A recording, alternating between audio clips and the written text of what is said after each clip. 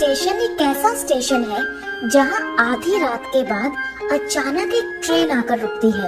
उसके आने से पहले ही पूरे स्टेशन पर अफरा तफरी मच जाती है। अरे बंद करो, भूतिया ट्रेन का आने का समय हो गया, वरना कोई नहीं बचेगा। बंद करो। ऐसा कई सालों से चलता आ रहा था। ट्रेन कहां से इस प्लेटफॉर्म पर आती, यहां से कहां जाती, किसी को नहीं पता था। यहाँ तक कि उसमें से उतरने वाले रहस्यमय यात्री भी उतरकर प्लेटफॉर्म से बाहर निकलते ही कहां चले जाते थे, आज तक किसी को पता नहीं चला।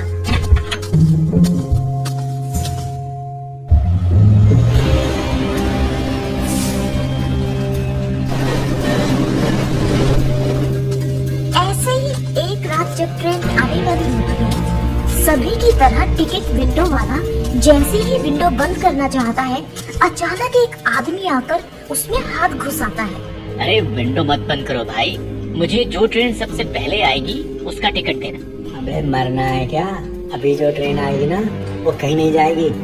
4 घंटे बाद आने वाली ट्रेन से जाना। अरे 4 घंटे में कहाँ वेट करूँगा, प्लीज टिकट दे दो भाई। अबे तेरी तो हाँ? ले भाग यहाँ से। भाई एक चाय मिलेगी? अबे भाग जा, चाय के चक्कर में पड़ा तो कोई पानी पिलाने वाला भी नहीं मिलेगा। पर मुझे आने वाली ट्रेन से जाना है। अबे आने वाली ट्रेन से कोई नहीं जाता। जा, अपनी जान की सलामती चाहता तो प्लेटफॉर्म के बाहर भाग जा। हाथ निकल यहाँ से, चल।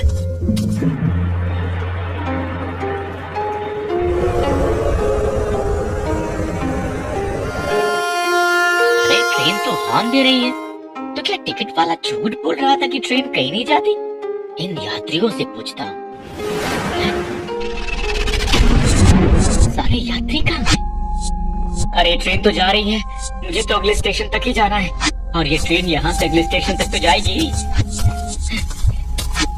अबे कहाँ जा रहा है? मरेगा क्या? अरे भाई साहब, मुझे अगले स्टेशन तक ही जाना है। इतने सारे सर, मतलब कई यात्री बैठे हैं, यानी ये ट्रेन अगले स्टेशन तक तो जाएगी। तो हमें मारने आया है। हमें जिंदा जलाने आया है।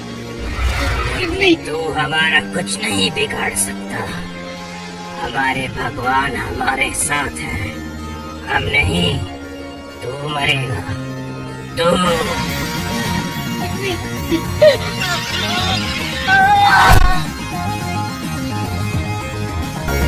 बेचारा मर गया। चीख चीख कर कहा था मैंने इसे, मत जा।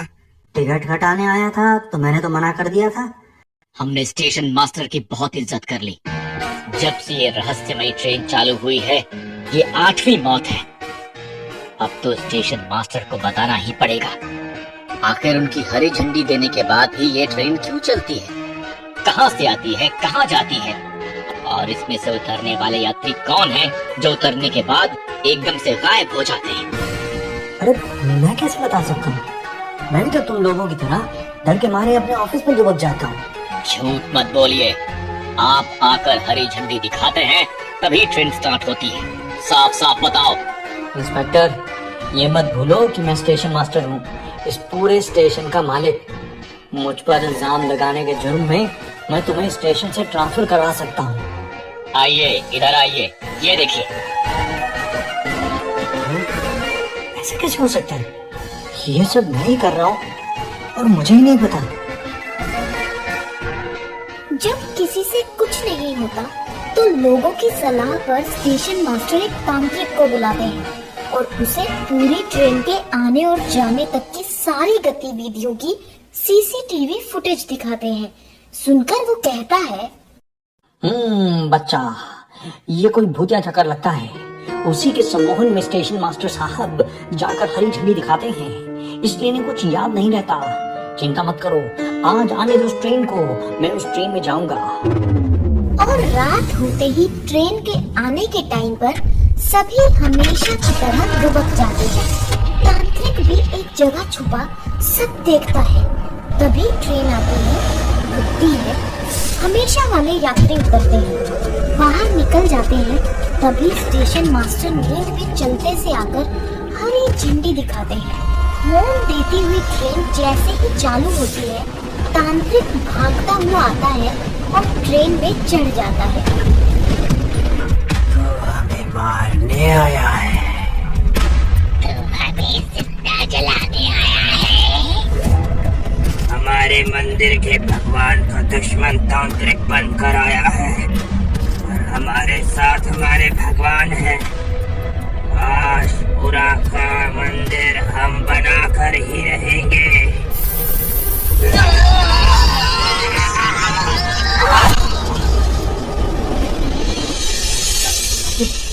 आप ठीक तो हैं? चिंता की कोई बात नहीं है बालक। ये सारे वो भक्त हैं जो यहाँ से 4 स्टेशन दूर आशापुरा में मंदिर बनाने के आंदोलन में शामिल हुए थे। इन्हीं दुश्मनों ने मंदिर बनाने से पहले ही ट्रेन में जिंदा जला दिया था। अब जो भी ट्रेन में चढ़ता है ये उसे अपना दुश्मन समझते हैं, सोचते हैं वो इन्हें जिंदा जलाने आया होगा और ये उसे मार डालते हैं। इसका कोई तो उपाय होगा बाबा, या ये लोग यूं ही मरते रहेंगे। उसका उपाय सोच लिया है मैंने। उस मंदिर का बड़ा सा ढांचा बनवाकर प्लेटफॉर्म पर रख दो और ट्रेन के आते ही आप सबको वो करना है जो मैं बताऊंगा। और वैसे ही किया जाता है। आशपुरा के विवादित मंदिर का बड़ा ही खूबसूरत ढांचा बनाया जाता है। उसे प्लेटफॉर्म पर रखा जाता है और सभी हिम्मत करके ट्रेन आने का इंतजार करने लगते हैं। कुछ ही देर में ट्रेन आती दिखाई देती है। ट्रेन को आते देखते ही छुपे हुए सभी घबराकर कांपने लगते हैं। मुझे तो बहुत डर लग रहा है। हाँ, अरे तांत्रिक ने कहा था हमारे चेहरे पर खुशी होनी चाहिए। आखिर इतने वर्षों बाद आशापुरा का मंदिर बनने का हमारा सपना पूरा हुआ। लो प्रसाद खाओ, प्रसाद खाओ। लो भाई प्रसाद खाओ। आखिर हमारा मंदिर बन गया, हम लोग जीत गए।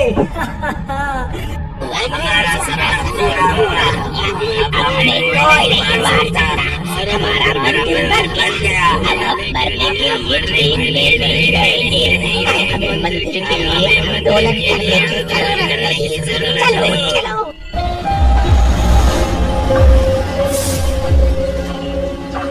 और उस दिन के बाद भयपुर में सब कुछ ठीक हो जाता है। उस ट्रेन का आना बंद हो जाता है। सभी तांत्रिक का धन्यवाद करते हैं। तांत्रिक कहता है, एक बात याद रखना भक्तों, इंसान हो या रूह, वो तब तक भटकता है जब तक कि उसे अपनी इच्छा पूरी हुई दिखाई नहीं देती। एक बार उसे उसकी इच्छा पूरी हुई दिखा दो तो हमेशा के लिए भटकना बंद कर देता है।